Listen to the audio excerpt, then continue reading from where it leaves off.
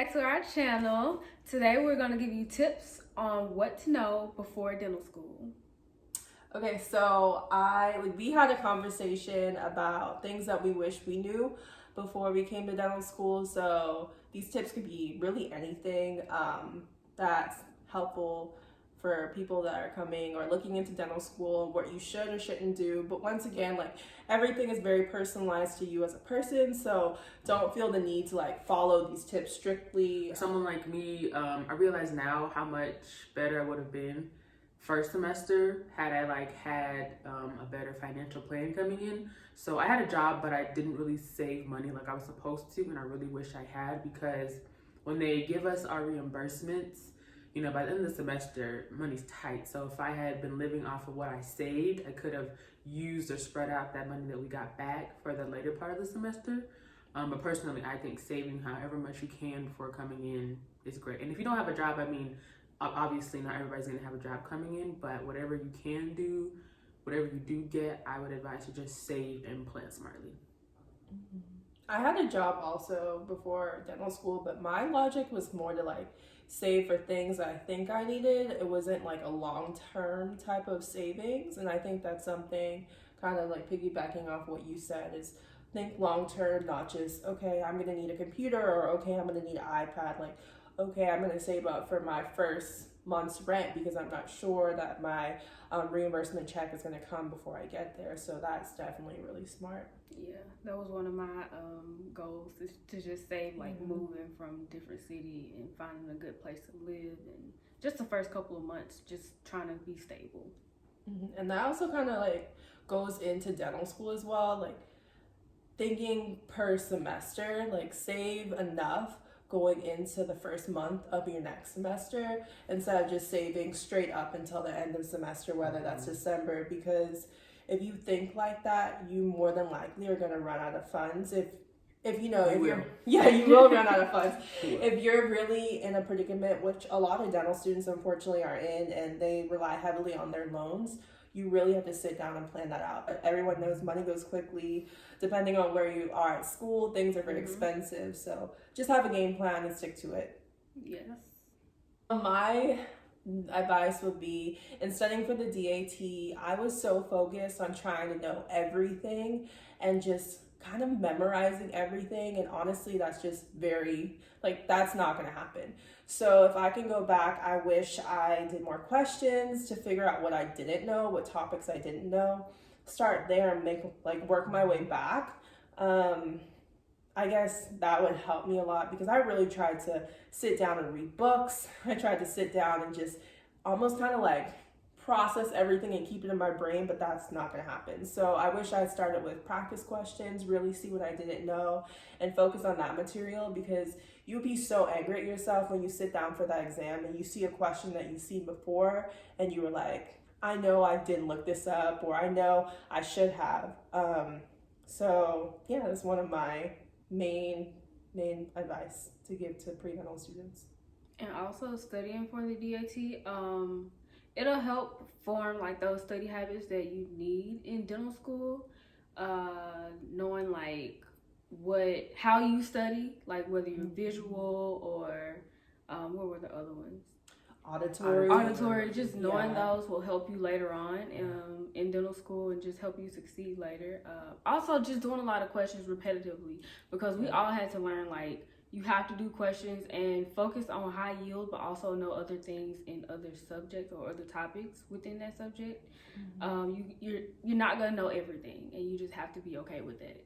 Yeah, and also I don't know how this works now, but I feel social media is such a big thing. And also, if you know people that are pre-dental and they're taking the same track as you, communicate with them, because these standardized tests and tests in general, they are very similar and they can only bounce off of certain ideas and certain information, but all around it's the same thing. So if I knew one of them, and when I was a pre-dental student, maybe be hey, how was your exam? What do you focus on? What do you think would have been more helpful? Because just getting that kind of reassurance from other people, and also being confident enough in yourself, is going to make you feel 100%, or not 100%, but 90% ready for that exam. That's what I would say. My tip would be to find a hobby, find something that you really like, and kudos to you if it includes manual dexterity, whether that's playing an instrument or you're artistic. That was not me. Just doing those things, getting into those will also look really good on your application as well. Yeah. I played dexterity was not something that I was good at, and it's something I continue to work on even in dental school. It just doesn't come naturally to me at all. So I also think that's really important for pre-dental students too. If someone tells you you don't have good manual dexterity right now, that's okay. That's something that you'll learn through dental school. Definitely. Or be like, what is manual dexterity? That too. Yeah, I wouldn't know what that is. Hand-eye coordination. Yeah. Okay. Yeah. I know, like, our first year, we had to, like, carve teeth. My first carving was so bad. So, like I said, with practice, everything, really, with practice, you'll get better at it. So, focus on just practicing, getting better. You're not going to be perfect the first time, but, you know, that's what learning's about. My other tip would be to not be hard on yourself. I know if you're deciding to pursue dentistry, then you are a person that's driven, you're a person that's motivated, you're a person that's pretty, I don't want to say high strung, but you're used to stress, you know what I'm saying? Coming in, if you've gotten to the point of, you know, taking the DAT and everything, that's an accomplishment in and of itself. I think it's really important to celebrate the small things. I think that's what I'm going to say overall. Celebrate the small things, because I know personally, I think coming here and then going through everything, I expect, you know, this is just what's expected of me, which it is.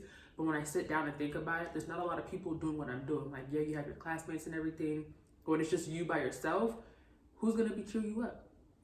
Unless you're talking to the wall, and the wall's not going to Not the wall! So I'm just like, you need to, like, cheer yourself up and be like, you need to celebrate yourself. Every little thing, because as we've seen with COVID, let's say you decided to wait until the end of the semester to go and do something big, and then the pandemic hits and you stuck inside and you didn't celebrate. I think we really need to celebrate the small moments and be proud of ourselves at every step. So after the DAT, that's a check mark. You finished your resume, check mark. You got those letters, check mark. You got an interview, check mark. You got accepted, check mark. At every phase, I think we need to celebrate ourselves, because if you don't do it now, before you know it, 4 years will fly by, and yeah, you got your DDS, you got your DMD, but it's also like, dang, 4 years passed by, and I feel like I didn't like really sit down and revel in it. I didn't sit down and like appreciate it as it happened. So yeah, that's really important.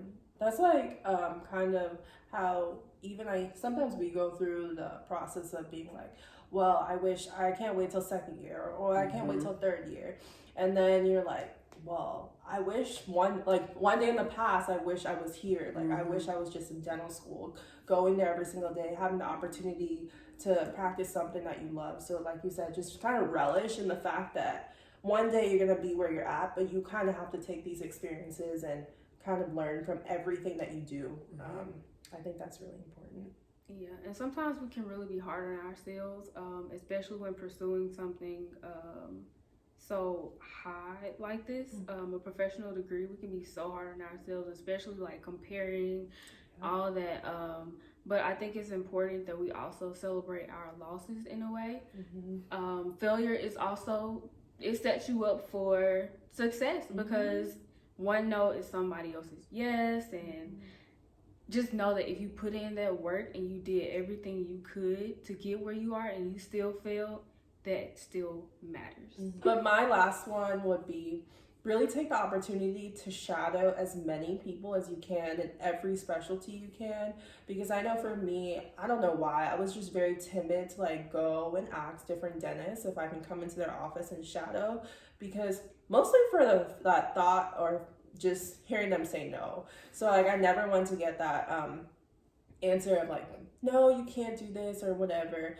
But the truth is certain people are going to tell you no and certain people are going to tell you yes, and all you need are those yeses. So like, just go. If I know with COVID now, you can go and call offices or walk in, whatever it may be. Just kind of put yourself out there, because if one person tells you no, you never know, they might refer you to a friend or a colleague or whatever it may be. And I think coming into dental school, not everyone knows what they want to do or like what specialty they want to go into, but at least you have that exposure to kind of be like, okay, I know what pedo has to offer. I know what oral surgery has to offer. I know what endo has to offer. Whereas like some, at least for me, like I shadowed a periodontist, so I knew coming in that perio was not for me, and to this day perio is still not for me, but I knew like that was off the table. But being exposed to those other specialties in dental school, I kind of wish I took the opportunity earlier to kind of know what to experience, because like I said, some things you will literally go into and be like, absolutely not. Some people hate working, with children, or they're really just not good with it. They don't know how to adapt to working with children. So that's something that you're going to find out as you kind of take those opportunities to shadow. And my last tip would be to form a network. Reach out to dental students, reach out to professors at schools you're interested in applying to, just forming relationships with those people and keeping them going throughout dental school. Just because you make it to dental school does not mean you need to rid yourself of those relationships, because you're always going to need them. Mm-hmm. And like all these things that we're saying now, if you choose to apply to a residency, I think that they would all still apply. Again, like saving money and forming a network, all those things, like they would still apply 4 years into the future from when you do apply to dental school. That makes sense. So yeah, it'll come around. And like forming that network and sticking to it is really important, because even a lot of us know people that are pre-dental, and it kind of like hurts our heart a little bit, because we'll connect with them and then you'll like never hear from them again. And you always wonder like, oh, I wonder so-and-so is doing this or whatever. So we also care, just being students, kind of giving back and helping other people. Mm-hmm. And it's really exciting sometimes when you form those connections and you keep up with them. But this world is so connected, but like we are always like logged into each other's lives, whether that's through social media or just giving someone a call, a text message. Look on Facebook. I'm sure there's Facebook groups, like connect with people. And kind of, if that's not something you're used to, you're kind of timid in that way, you have to get outside your comfort zone, because dentistry is kind of like the only way you can deal with dentistry or be a part of it is to be able to talk to people and put yourself out there. So really just do everything you can to learn as much as you can while you're a pre-dental student. So coming into dental school, you're kind of at an advantage away, or in a way. And then also for our class, like we have a few students in our class. That includes Bradley, Jasmine, and Taylor, and they have podcasts, anything from the specialties in dentistry all the way to like everyday life from a D1, D2, D3. Like you are really almost getting the experience of being in dental school without being there quite yet. So just put yourself out there to kind of hear what they have to say. And there's dental students all nationwide that are doing things, but we want to highlight our classmates, because they're doing some really awesome things in the field of dentistry before they're actually dentists, which is kind of cool. So just put yourself out there, be willing to learn, be willing to fail, be willing to be ready for success, because it's going to come to you in some way. Be vulnerable. Yep, that's important. Yeah. Something at least I'm still learning to be very vulnerable and not get butthurt when people be really hard or critique you in a way that you don't want to hear. Get used to hearing critique. You're gonna have to, because you don't know everything. Yeah. You're gonna hear some things and be like, dang, I just had a bad prep. Why you gotta tell me? Exactly. We make mistakes. We're all human. Yeah. And also knowing how to handle your emotions in those situations, because I know the first few times that I was critiqued really hard, which I mean happens on a weekly basis, but I kind of was, at first I was taken back and like, wow, like, but everyone in your circle is really just trying to make you a better dentist. So just really, like you said, be vulnerable. My Harry students are doing great things out here day by day, so just stay connected with us.